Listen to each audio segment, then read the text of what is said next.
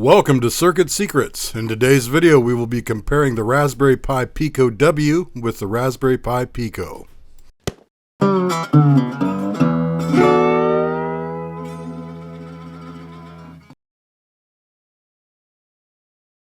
Let's start with the data sheets. Here you can see the data sheets are almost identical, except for a few small changes to the power supply, component placement, the LED, and the addition of the Wi-Fi module to the W series.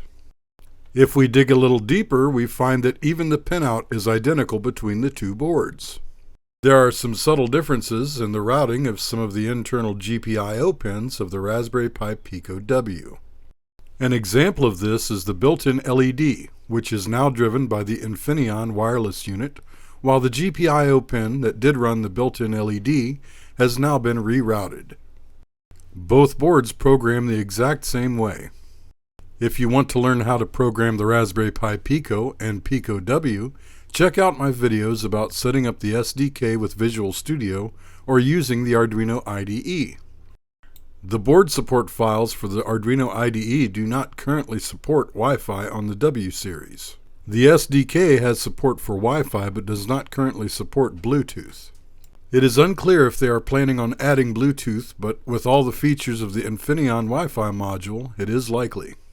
Now let's look a little deeper at the Infineon CYW43439. The Wi-Fi module supports single-band 2.4 GHz IEEE 802.11b, G, and N networks. The module also supports Bluetooth Core Specification 5.0. The module has a built-in ARM Cortex-M3 processor boasting 512 kilobytes of SRAM and 640 kilobytes of ROM.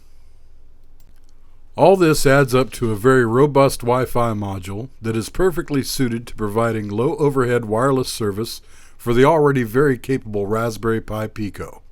In conclusion, the Pico W is a lot of bang for the buck, with a minimal learning curve for the user experienced with the original Raspberry Pi Pico.